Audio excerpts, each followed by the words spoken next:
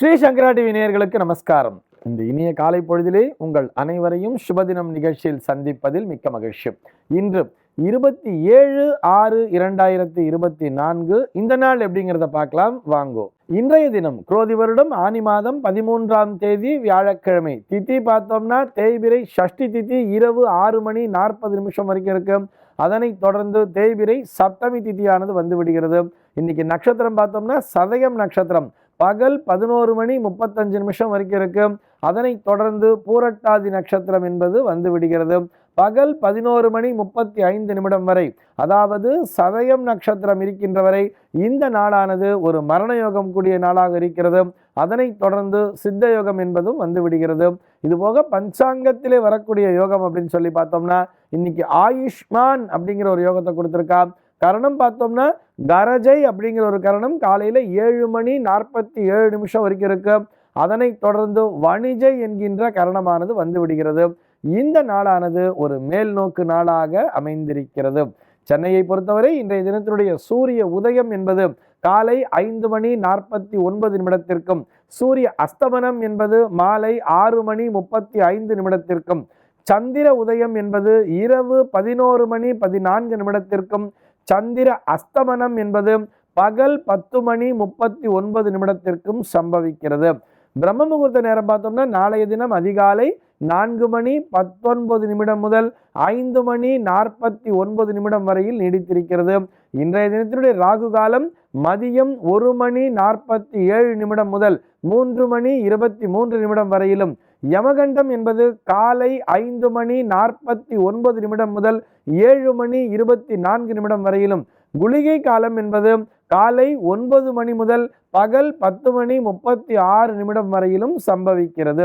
இன்றைய தினத்தினுடைய தினாந்தம் சொல்லி பார்த்தோம்னா இரவு 1:36 கொடுத்திருக்கா. சூலம் பார்த்தோம்னா இன்னைக்கு தெற்கே சூலம் மதியம் 2:19 வரைக்கும் அந்த சூல தோஷம் என்பது உண்டு. அதற்குரிய பரிகாரமாக நல்லெண்ணெய் தானம் விடுத்து தெற்கு திசையை நோக்கி பயணிக்கலாம் அப்படிங்கிறதையும் சொல்லியிருக்கா. இன்றைய தினத்தினுடைய ஆன்மீக தகவலாக, இதை ஆன்மீக தகவல்னு எடுத்துக்கலாம், ஜோதிட தகவல்னு எடுத்துக்கலாம். ஒரு நேயர் கேள்வி கேட்டிருக்கார். அவருடைய கேள்வி என்னன்னு சொல்லி பார்த்தோம்னா, சார் குழந்தை பாக்கியம் வேண்டி குருவை வழிபடுங்கள் அப்படின்னு சொல்றார். புத்திரகாரகன் அப்படின்னு சொல்லியும் குருவை சொல்றாளே, புத்திரகாரகன் என்று குருவை அழைப்பதன் காரணம் என்ன அப்படிங்கிறது அவருடைய கேள்வியாக அமைந்திருக்கிறது. அவர் எப்படி அவர் கொஞ்சம் அஸ்ட்ராலஜி தெரிஞ்சவர் போல இருக்கு, டீட்டெயிலாகவே கேட்டிருக்கார். எப்படி கேட்டிருக்காரு சொல்லி பார்த்தோம்னா, சந்திரன் என்கின்ற கிரகத்தை தான் மனோகாரகன்னு சொல்றோம், உணர்ச்சிகளை தூண்டக்கூடியவர் அப்படின்னு சொல்றோம். இந்த சந்திரன் தான் அன்பு பாசம் என்கின்ற அந்த குணங்களுக்கு அதிபதியாக இருக்கிறார். அவரை சொல்லணும், அவரையும் சொல்லல. அடுத்தபடியாக செவ்வாய் அப்படிங்கிற ஒரு கிரகத்தை எடுத்துக்கும் போது அந்த செவ்வாய் தான் வீரத்திற்கு அதிபதி. இது போக ஆண்மையின் அடையாளம் அப்படின்னு செவ்வாயை சொல்றா. அந்த செவ்வாயையும் உத்தரகாரகன்னு சொல்லல. இது போக சுக்கிரன் என்கின்ற கிரகம்தான் இந்த காமத்தினை தருவது, காதலுக்கு அதிபதி அப்படின்னு சொல்றா இல்லையா, மாயை அப்படின்னு சொல்றோம். இந்த காதல் காமத்தை தருவது சுக்கிரன் என்கின்ற கிரகம். இதெல்லாம் இருந்தால் தானே சார் குழந்தை பிறக்கும். ஒன்று சுக்கிரனை சொல்லியிருக்கணும், அல்லது சந்திரனை சொல்லியிருக்கணும், அல்லது செவ்வாயை சொல்லியிருக்கணும். இது அனைத்தையும் விடுத்து நீதி நேர்மை நாணயம் என்கின்ற இந்த குணங்களை கொண்ட குருவை போய், ஒரு குரு அப்படின்னு சொன்னாலே அவர் ஒரு ஞானி மாதிரி தானே, அவரை போய் புத்திரகாரகன்னு சொல்றாங்களே. குழந்தை பாக்கியம் வேணும்னா அந்த குரு ஸ்தலத்துக்கெல்லாம் போயிட்டு வா, திருச்செந்தூருக்கு போ, ஆலங்குடிக்கு போ, இப்படிலாம் சொல்றாளே. இந்த குருவை புத்திரகாரகன் என்று சொல்வதன் காரணம் என்ன அப்படிங்கிறது தான் அந்த நேயருடைய கேள்வியாக அமைந்திருக்கிறது. சந்தேகமே இல்லாமல் குருதான் புத்திரகாரகன், இதுல எந்த சந்தேகமே வேண்டாம். இது எல்லாத்தையும் ரிசர்ச் பண்ணி தானே நம்முடைய ரிஷிகள் இப்படி பிரிச்சிருப்பார். சந்திரன் தான் அன்பினையும் பாசத்தினையும் தரக்கூடியவர், அதே மாதிரி ஆண்மையை தரக்கூடியவர் செவ்வாய் தான். ஒரு செவ்வாய்ங்கிறது ஒரு ஆணுடைய ஜாதகத்திலே ஒரு வீக்கான இடத்துல இருக்கு, 3ஆம் பாவத்துல போய் நீச்சமாயிடுத்து, லக்னபாவும் பலமிழந்து போயிடுத்து அப்படின்னு சொன்னா அவர்களுக்கு அந்த குழந்தை பிறப்பிலே கண்டிப்பாக தாமதம் என்பது உண்டாகும் தான், அதுல சந்தேகமே கிடையாது. அதே மாதிரி சுக்கிரன் என்பவர் பலமிழந்து போயிருந்தாலும் அந்த காமம் என்பது குறைந்து விடும் அப்படிங்கிற மாதிரியும் சொல்றார். இதுலயும் சந்தேகம் இல்லை. ஆனால் இது அத்தனையும் தொகுத்து சரியான முறையிலே அந்த குழந்தையானது தரிக்க வேண்டும் என்று சொன்னால் அதற்கு இந்த குருவினுடைய துணை அவசியம் சொல்றார்.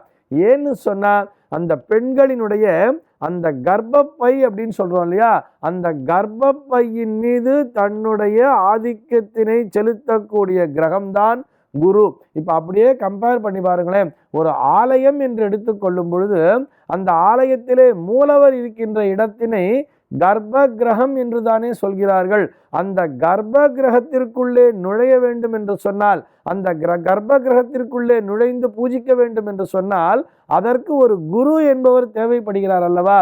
ஆக இந்த குருவினால் மட்டும்தான் அந்த கர்ப்பத்தினை கண்ட்ரோல் பண்ண முடியுங்கிறதுக்காக நாம் புரிஞ்சுக்கிறதுக்காக மேலோட்டமா சொல்லிட்டு இருக்கேன். அதற்கு பின்னால் நிறைய சூக்ஷ்மங்கள் என்பது உண்டு.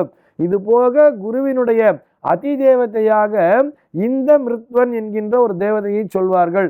இந்திராய மருத்வதே நமஹா அப்படின்னு சொல்வார். மருத்கந்தன் அப்படின்னு அவருக்கு பேரு. இது போக இந்திரனுடைய பிரத்யதி தேவதையாக யாரை சொல்வார் தெரியுமா? பிரம்மாவினை சொல்வார்கள். இந்த பிரம்மாதானே சிருஷ்டிகர்த்தா, இந்த பிரம்மாதானே படைப்பு கடவுள். அதனாலதான் அந்த பிரம்மாங்கிற ஒரு படைப்பு கடவுளையே குருவிற்கு பிரத்யதி தேவதையாக நியமித்திருக்கிறார்கள்.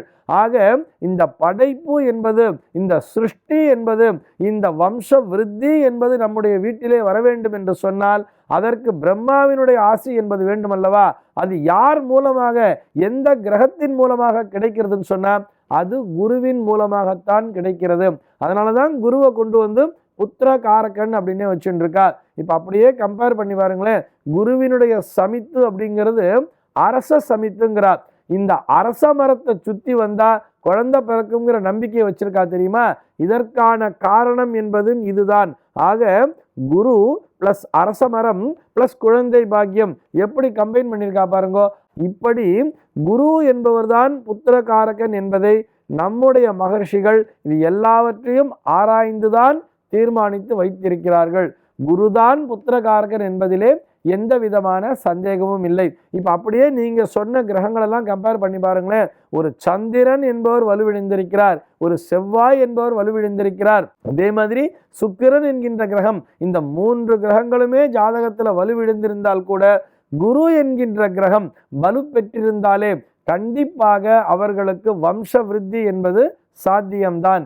இதிலே எந்த விதமான சந்தேகமும் இல்லை.